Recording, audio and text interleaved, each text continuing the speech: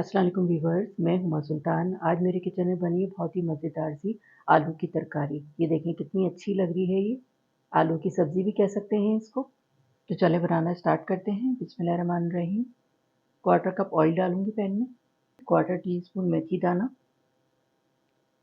Half tea spoon कलौंजी, half tea spoon राई, half tea spoon ज़ीरा। ये मसाले जाएँगे इसमें। ये देखिए मसाले कड़कड़ाना शुरू हो गए हैं और बहुत अच्छी सी इसकी खुशबू आना भी स्टार्ट हो गई है। एक अदद मैंने मीडियम साइज़ का टमाटर लिया है, इसको मैंने ब्लेंड कर लिया है, ये डालूँगी इसमें। टमाटर का पेस्ट डाल के मैंने इसको मिक्स कर दिया। अब इसमें मसाले शामिल करूँगी।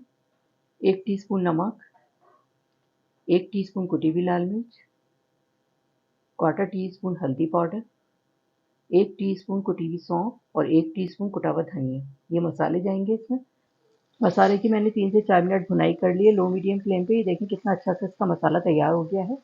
अब इसमें शामिल करूँगी मैंने 4 अदद मीडियम साइज़ के मैंने आलू लिए थे, इसको मैंने बॉयल कर लिया है और इसको मैंने तोड़ लिया है, इसमें चंक्स भी हैं, बिल्कुल भुर्ता नहीं बनाया है इसको मैंने। ये डालेंगे इसमें। मसाले के साथ इसको मिक्स कर देंगे। 1 कप इसमें पानी शामिल करूँगी। अब इसको हल्की आँच पे 10 मिनट के लिए पकाने के लिए रख दूँ ताकि मसाले, आलू वगैरह अच्छी तरह से मिक्स हो जाएँ। 10 मिनट के लिए हल्की आँच पे मैंने तरकारी को रखा था पकाने के लिए। 10 मिनट हो गए हैं। बहुत ही बेहतरीन सी तरकारी तैयार हो गई है। ये देखिए कितनी अच्छी लग रही है ये। आलू बॉयल होते हैं तो 10 से 15 मिनट लगते हैं इसको बनाने में। ये देखें कितनी बेहतरीन सी तरकारी तैयार हो गई है।